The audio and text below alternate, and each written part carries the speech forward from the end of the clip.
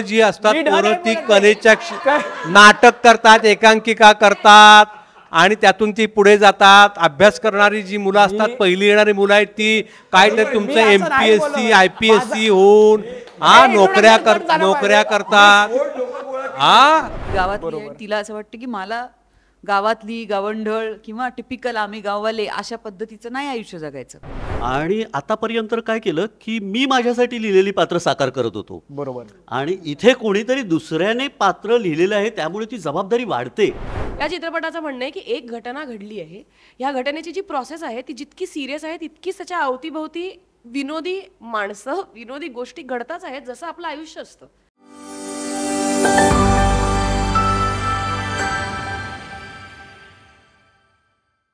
म्हणजे मला ना इंट्रोडक्शन द्यायची गरज नाही आहे, कारण का मी असं लांब सडक असं इंट्रोडक्शन देणार होतो, पण ही एनर्जी बघता त्या इंट्रोडक्शनची काहीच गरज नाही असं बोलायला काही हरकत नाही. येत्या 19 तारखेला एक नवा कोरा चित्रपट आपल्या भेटीला येतोय. चित्रपटाचं नाव आहे कुर्ला टू वेंगुर्ला आणि चित्रपटातील अतरंगी कलाकार माझ्यासोबत आहेत, कारण का सुरुवातच त्यांनी अशी केली की प्रॉपर एकदम जोशामध्ये. आणि अतरंगी बोलण्यापेक्षा मित्र बोलून की ना गोड कलाकार, कारण का ना सगळ्यांचे चेहरे असे खूप गोड असे फुललेले आहेत, कारण का सुंदर असा चित्रपट बनला आहे. प्रमोशन एकदम जोरदार सुरू झालेलं आहे. आत्तापासून मित्र बोलून की इंटरव्ह्यूची सुरुवात वगैरे झाली आहे. मला विजय सर तुमच्यापासून सुरुवात करेन मी. 10वी मध्ये पहिला नंबर ज्या व्यक्तीचा येतो तो व्यक्ती चित्रपटाच्या दुनियामध्ये कसा शिरतो? तुम्ही खूप होमवर्क करून आलेलो आहे. 10वी मध्ये पहिला नंबर बोर्डामध्ये आणि मग चित्रपट.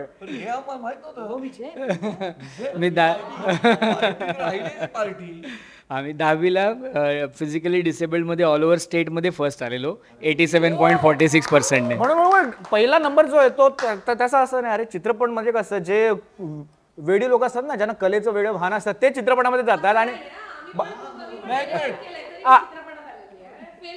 ह्याला बोलतात डेली पडलेली आहे माझी पहिली. या चित्रपटात सुद्धा तो पहिलाच येणार आहे नाही का? असं काही नाही आहे सर, असं काही नाही आहे. असं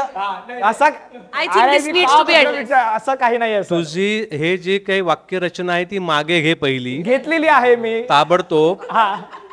तू हे असं म्हणतोयस की जी असतात पोरं ती कलेच्या नाटक करतात, एकांकिका करतात आणि त्यातून ती पुढे जातात. अभ्यास करणारी जी मुलं असतात, पहिली येणारी मुलं आहेत ती काय तर तुमचं MPSC IPSC होऊन नोकऱ्या करतात. माझं असं म्हणणं होतं की जो पहिला नंबर काढतो ना तो मुलगा कसा पुन्हा चुकतंय तुझं, पुन्हा चुकतंय त्या टाईपचं तुझं, पुन्हा चुकतंय. विजय सर प्लीज इथून वाचवा मला प्लीज. ऐक ना, तू हे म्हण ओके एवढंच म्हणा.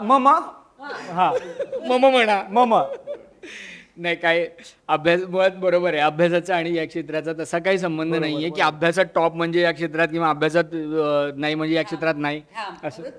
नाही मी म्हणतोय मला हे म्हणायचं होतं की त्या निमित्ताने खरंच आहे की अकॅडमिक ज्यांचा खूप स्ट्रॉंग असतो ती जनरली आमच्या क्षेत्रात दिसत नाहीत, पण अशा लोकांमुळे तरी प्रूव्ह होतंय की हे अभ्यास करून करण्याचं क्षेत्र आहे. नक्कीच.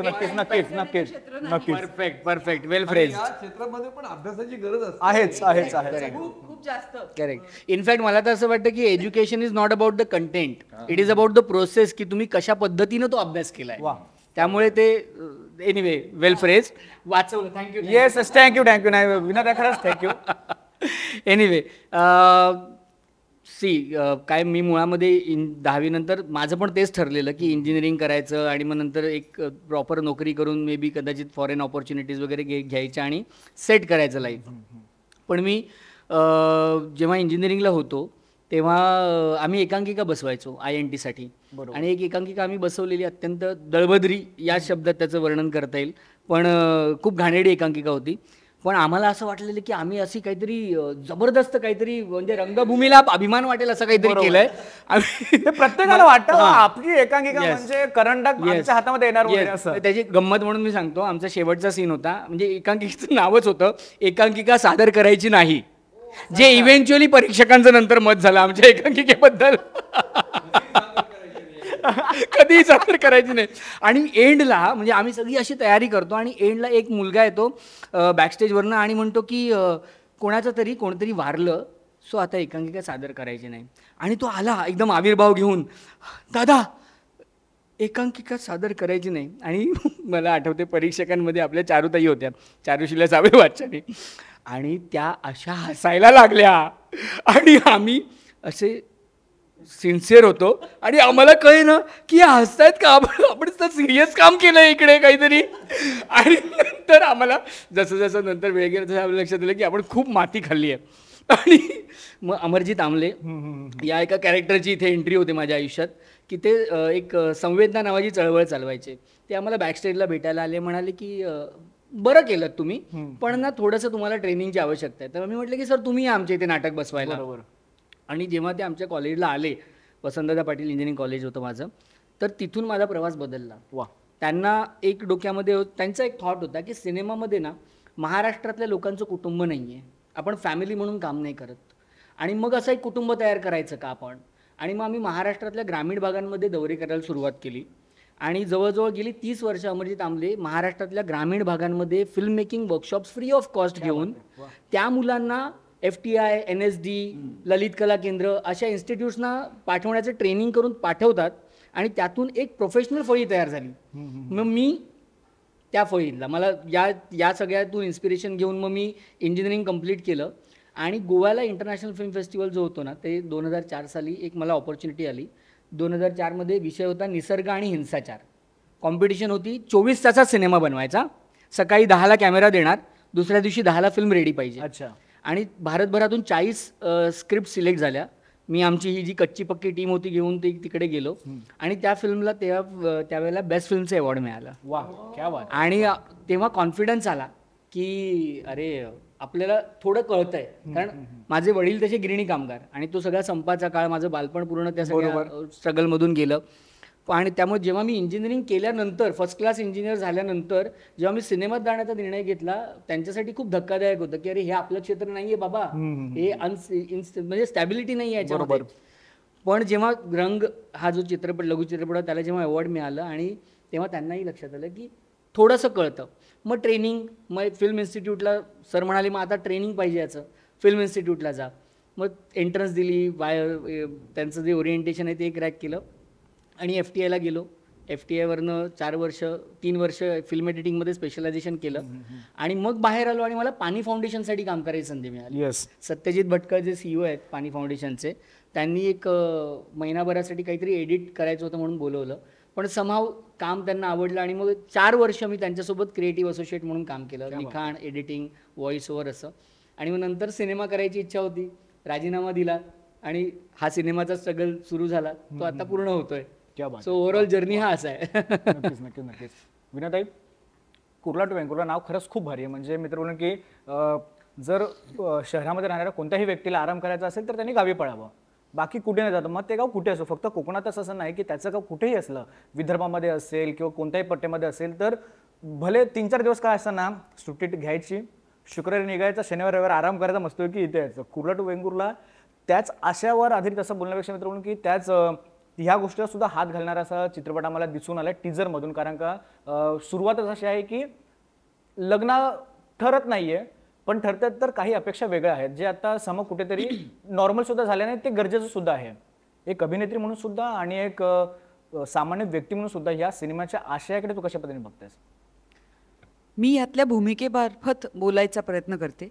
कारण मी जे पात्र करते गौरी, जिच्या स्वप्न आहेत, जी गावातली आहे, तिला असं वाटतं की मला गावातली गावंढळ किंवा टिपिकल आम्ही गाववाले अशा पद्धतीचं नाही आयुष्य जगायचं. मी स्वतःकडे एक प्रगत मुलगी म्हणून बघते. माझ्या आयुष्याला सगळे ते कलर आहेत माझ्या लग्नामध्ये आणि आयुष्यामध्ये, जे कदाचित गावात राहून मिळत नाहीत किंवा खूप जास्त वाट बघावी लागते. आणि त्याचं योग्य पद्धत कुठली आहे त्या स्वप्नांमध्ये जगण्याची, तर आपलं लग्न अशा व्यक्तीशी व्हायला पाहिजे जो शहरातला आहे. कारण ती एक घटना तुमचं अख्खं आयुष्य बदलत असते, पूर्ण तुमच्या आयुष्याला कुठलं तरी एक दिशा देत असते. आणि तरी सुद्धा एक टीकेचा स्वर कधी कधी मला वाटतं बायकांना ऐकावा लागतो की तू जास्त महत्वाकांक्षी आहेस, तुझी स्वप्न चौकटीच्या बाहेरची आहेत, हे तुला शोभतं का, काय गरज आहे शहरात जायची, किंवा काय गरज आहे, शहर म्हणजे प्रगती आहे, शिक्षण आहे, नोकरी आहे, तुमच्या राहण्यावर, तुमच्या वागण्यावर, सगळ्यावर इतकी बंधनं असतात ग्रामीण भागामध्ये. तर त्या सगळ्यातनं मुक्ती हवी असणं हा हा तिचा अधिकार आहे. बरोबर. तिने असं स्वप्न का बघायचं नाही आणि का नाही जायचं मुंबईला, कुठल्या तरी शहरात सेटल का नाही व्हायचं.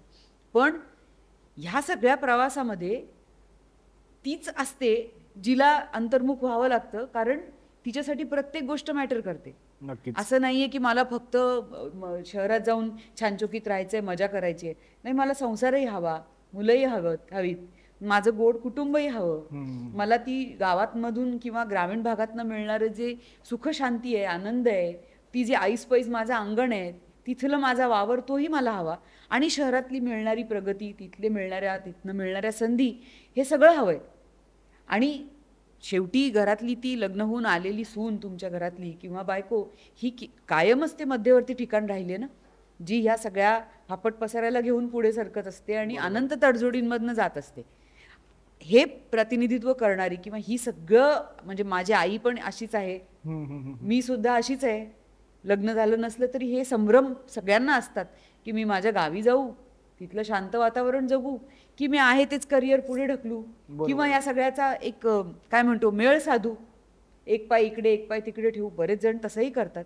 तर मला वाटतं माझ्यासाठी हा आशय, हा सर्वंकष आशय, हा फक्त स्त्रीचा नाही, पण प्रत्येक घरातली स्त्री ही त्या पूर्ण कुटुंबाला घेऊन पुढे जात असते आणि तिचे डिसिजन हे या कुटुंबातल्या प्रत्येक व्यक्तीवर परिणाम करत असतात.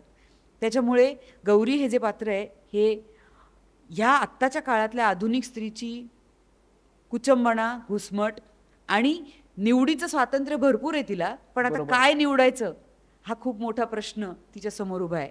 आणि त्यातनं ती काय निवडते हे या चित्रपटातनं जे दिसतं ते मन हेलावणार आहे. वा, नक्कीच नक्कीच नक्कीच नक्कीच. प्रल्हाद, होम ग्राउंड आहे. हो, होम ग्राउंडमध्ये खेळायला ना आपल्याला बिलकुल टेन्शन नसतं, कारण का आपल्याला माहिती आहे आपल्याला काय पाहिजे आणि आपल्याला माहिती असतं की दिग्दर्शकाला आपल्याकडून काय पाहिजे. होम ग्राउंडमध्ये बॅटिंग करताना एक दिग्दर्शक, अभिनेता, लेखक म्हणून स्ट्रेस असतो की बाबा चला नाही आपल्याला करणंच आहे, पण आता झालंय, आता प्रेक्षकांसमोर आपण मांडलंय, ते आता प्रेक्षकांचा सहभागी केला. आपण काय सांगशील त्याबद्दल? एकतर होम ग्राउंड असलं तरी पात्र खूप वेगळ्या पद्धतीचं होतं. आणि आतापर्यंत काय केलं की मी माझ्यासाठी लिहिलेली पात्र साकार करत होतो. बरोबर. आणि इथे कोणीतरी दुसऱ्याने पात्र लिहिलेलं आहे, त्यामुळे ती जबाबदारी वाढते. आणि त्यातही हे खूप मितभाषी पात्र आहे, अंतर्मुख करणारं आहे. आणि मी मुळात कोकणातला असल्यामुळे, लहानपण माझं सगळं मुंबईत गेलं, पण कोकणात येऊन जाऊन करणं असल्यामुळे एकदा कोकणात गेलं ना की तुम्ही 4 दिवस गेला तर 5व्या दिवशी पाय निघत नाहीच. नक्कीच नक्कीच. म्हणजे 4 दिवसात आपल्याला एवढी ओढ लागते त्या मातीची. आणि ह्याचं आयुष्य, सगळं आनंद जे पात्र आहे त्याचं आयुष्य सगळं कोकणात गेलंय. बरोबर. आणि मग तो मुंबईच्या धकाधकीच्या आयुष्यात आलाय आणि ती ओढ अजूनही आहे आणि ती ओढ त्याला तिथे घेऊन येत असते. पण एकतर आर्थिक प्रॉब्लेम्स सॉल्व्ह करण्यासाठी इथे थांबायचं की त्या लागलेली जी ओढ आहे तर तिथे जायचं. बरोबर. ह्या कुचंबणीत ते पात्र आहे. आणि मला वाटतं हे पात्र साकारताना दिग्दर्शकाने जो अंकुश ठेवला तो खूप महत्त्वाचा होता माझ्यासाठी, कारण आधीची पात्र आणि हे पात्र हे अगदी कॉन्ट्रास्ट आहे. त्याच्यामुळे मला वाटतं आनंद हे पात्र साकार करताना लेखक, दिग्दर्शक यांचा हातभार अधिक लागला. त्यांचे संस्कार खूप महत्त्वाचे होते, ते संस्कार झाले म्हणून कदाचित हे पात्र प्रत्येकाला आपल्यातलं वाटेल. नक्कीच. आणि तसा प्रयत्न केलाय. नक्कीच. स्वानंदी, तब्येत ठीक आहे की अजून सुद्धा थोडंफार कमी जास्त आहे? छान आहे. म्हणजे ना, ज्या सुरुवातीला ज्या पद्धतीने सगळे तुम्ही एकदम एनर्जीनी ओरडला तर बिलकुल असं वाटत नाही की तब्येत अशी बिघडली वगैरे आहे. नाही वाटत आहे ना. उत्तमच आहे. म्हणजे येस, अभिनय उत्तमच आहे. जमतोय ना चांगला. नक्कीच नक्कीच नक्की अभिनय जमतोय चांगला. तर चित्रपट आलाय कुर्ला वेंगुर्ला, आणि चित्रपटामधून मित्रांनो की नवीन स्वानंदी आम्हाला टीझर मधून बघायला मिळाले. तक्रार आहे अजूनपर्यंत ट्रेलर बघायला नाही मिळाला. त्याची हाऊस आहे की अजूनपर्यंत का ट्रेलर आला नाही, कारण का टीझरनेच अपेक्षा आमची खरंच खूप चांगल्या पद्धतीने उंचावून ठेवली आहे.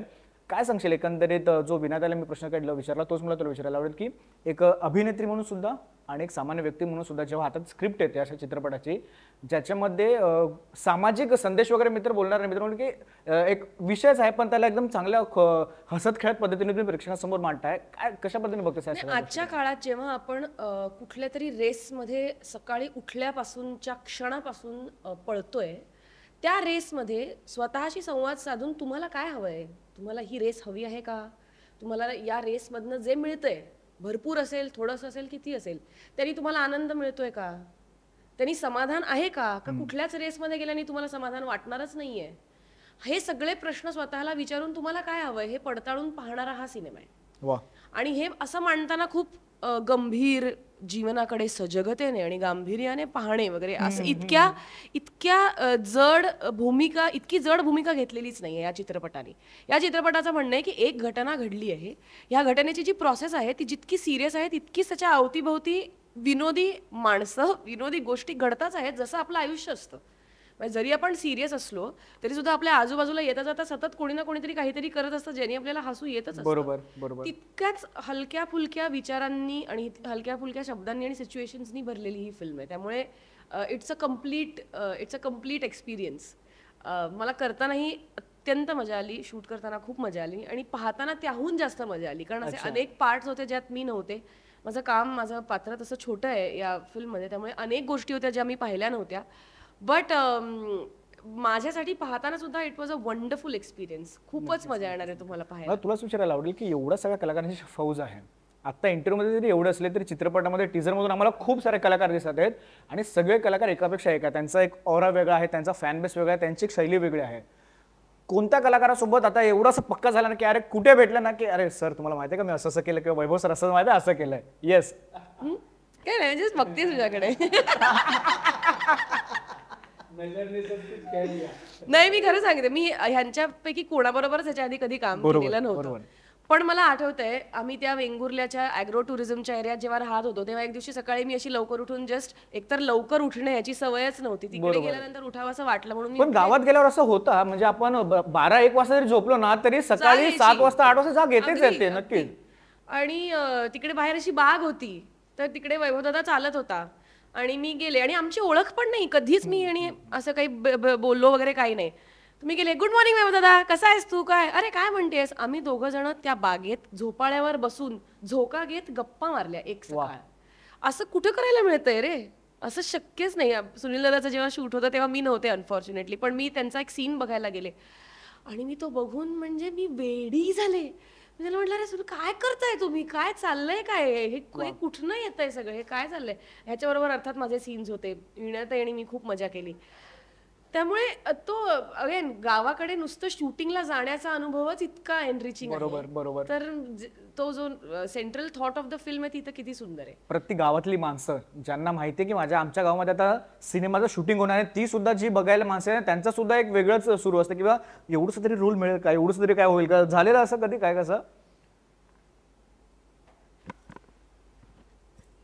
कोकणामध्ये ना प्रत्येक घरामध्ये एक अभिनेता आणि एक अभिनेत्री आहे.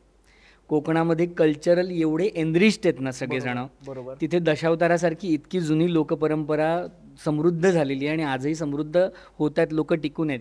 त्यामुळे मला कोकणामध्ये हा अनुभव नाही आला की लोक म्हणतात सर आम्हाला आम्हाला आम्हाला. उलट आम्ही लोकांना विचारायचो की सर असं असं पात्र आहे, तुम्ही करणार का, तुम्ही करणार का. त्यामुळे त्यांना असं, कारण त्यांना ऑलरेडी तिकडे प्लॅटफॉर्म आहे आणि ते खुश असतात, ते जे सादर करतात त्याच्यात ते खुश असतात. त्यामुळे आम्हाला की बाबा हे पात्र करणार का, पण तितकेच दिलदार पण असतात की विचारलं सर हे करणार का, हा करू की बिंदास. त्यांच्यासाठी ते फार सहज आहे, त्याच्यासाठी कुठला स्ट्रगल नाही आहे. नक्कीच नक्कीच. वैभव सर, तुमचं आणि कोकणचं नातं तर सगळ्यांनाच माहिती आहे किती जवळचं आहे, किंवा त्याच्यावर वेगळं असं बोलण्यापेक्षा मित्र बोलेन की जी आत्ताची सिच्युएशन आहे, जसे सुरुवातीला आपण बोललो की काही कारणास्तव कामाच्या निमित्ताने कोकण सोडून आपलं गाव सोडून, कोकण बोलण्यापेक्षा आपलं गाव सोडून आपण शहरामध्ये येतो, मग शहरामध्ये आपण स्थापित होतो, नंतर मग पुन्हा एकदा आपल्याला गावी जायची ओढ लागते. या सगळ्या संहितेकडे किंवा चित्रपटाची जी पूर्ण एखादी आशय जो आहे ती पूर्ण स्क्रिप्ट आहे त्याकडे एक वैभव मांगले कोकणी माणूस म्हणून कशा पद्धतीने बघतो.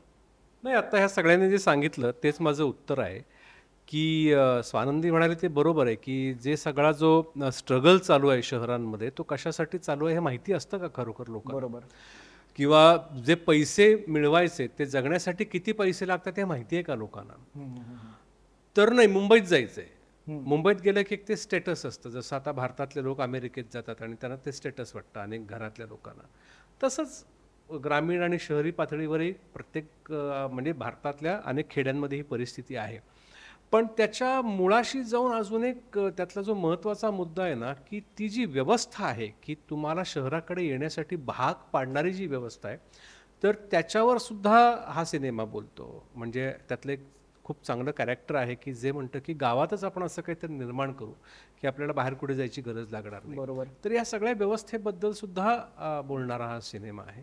सो कलाकार म्हणून मला असं वाटतं की काय तुला मिळालं या सिनेमातनं. तर ह्या सिनेमातनं मला हा थॉट नक्की मिळाला की एक गावाबद्दल किंवा जे काय म्हणतो आपण त्याला निसर्गाच्या सान्निध्यात हा फार ढोबळ आणि ढोंगी शब्द आहे असं नाही मला म्हणायचंय की जिथून तुम्ही जन्मलात, जिथे तुम्ही वाढलात, जिथे शिक्षण घेतलं तर त्या भागामध्ये राहून आपल्याला काही उभं करता येईल का हे विचार देणारा हा सिनेमा आहे असं मला वाटतं. आणि त्यासाठी मग तुम्हाला सरकारशी भांडावं लागलं तरी चालेल. त्या पातळीवर तुम्हाला अनेक जे स्ट्रगल्स आहेत की जे करण्यासाठी, ती व्यवस्था उभं करण्यासाठी जे करावं लागणारं जे धैर्य आहे, जे धाडस आहे, ते निर्णय असतील, काही धोरणं असतील, ते सुद्धा आमच्यासाठी कुणी काही करत नाही. याच्यापेक्षा ते करण्यासाठी भाग पाडू कुणाला तरी की जे जिम्मेदार लोक आहेत, जे उत्तरदायी लोक आहेत, तर त्या लोकांना आपण ते भाग पाडू हे सुद्धा माझ्या मते सांगणारा हा सिनेमा आहे. नक्कीच नक्कीच नक्कीच. कोकणामध्ये होतात स्वानंदी, मला तुला विचारायला आवडेल की सरांकडे, सुनील सरांकडे येणारच आहे, पण मला तुला विचारायला आवडेल की कोकण म्हटलं ना की निसर्ग वगैरे तर आलाच, पण खाण्याच्या ज्या गोष्टी असतात मासेपासून सगळ्या गोष्टी, कारण का इथे बसलेले प्रत्येक जण खवय्ये आहेत, प्रत्येक जण खाण्याचे तेवढे शौकीन आहेत जेवढे कोकणासाठी किंवा इतर ठिकाणी फिरण्यासाठी आहेत. कसं होतं म्हणजे खाणं पिणं वगैरे? खूपच मी तर खूप कमी दिवस शूट केलं, पण त्यात सुद्धा मी लोकांची मैत्री करून त्यांच्याच घरी जाऊन जेवणे वगैरे हे सगळं मी छान तिकडे म्हणजे असे काही मासे खाल्लेस का की जे शहरामध्ये मिळत नाही पण कोकणामध्ये आल्यावर ते खाणंच आहे, असं काही? मी त्यातली नाहीये, तुम्ही कोणी असाल तर याचं उत्तर. पण जे मी वेंगुर्ल्यात खाल्लं ते मी खूप, मला सिम्पल चालतं. म्हणजे एक फिशची तुकडी, भात, सोलकढी, मला बाकी काहीच नको. म्हणजे मला लॅविश वगैरे असं काहीच लागत नाही, छोटे छोटे लागतं. आणि ते मी वेंगुर्ल्याला आनंदाने अगदी जाऊन छान पोटभर खाल्लं. क्या बात आहे. हो, आम्ही जिकडे, मला आठवतंय शेवटच्या दिवशी खास फक्त स्वानंदी आणि स्वानंदी कोण पार्टनर निवडलं? सायंकित होता का तुझ्यासोबत? सायंकित, हां. पण स्वानंदीने एक दिवस रिझर्व ठेवलेला, सगळे इन्व्हिटेशन तिने शेड्यूल केलेले की यांच्याकडे एवढ्याला, यांच्याकडे एवढ्या, यांच्याकडे वेळेला. त्या दिवशी ती सगळ्यांकडे जाऊन खाऊन आली, जे जे मिळालं ते खाल्लंय तिने. तो कोण जाता सुनील सर? मी म्हणजे आता मीच शाकाहारी आहे पूर्णपणे, त्यामुळे मला माशाचं वगैरे तसं काही नाही. पण कोकणाबद्दल बोलायचं झालं तर सगळं सृष्टी सौंदर्य कोकणातच आहे. कोकणामध्ये नद्या आहेत, कोकणामध्ये समुद्रकिनारा आहे, कोकणामध्ये डोंगर आहे, कोकणामध्ये घाट आहे, तो अनुस्पुरा घाट आहे. म्हणजे जर बघायला गेलं ना तर आपल्याला बाहेर पर्यटनासाठी जाण्याची गरजच नाही. उठून कोकणात यायचं आणि ते सृष्टी सौंदर्य अनुभवायचं, असं आहे कोकण. आणि त्या कोकणातला सिनेमा मला मिळाला आणि मी पहिल्या प्रथम मालवणी माझ्या भाषेत काम केलं आहे की माझा जन्म मुंबईचा. बरोबर.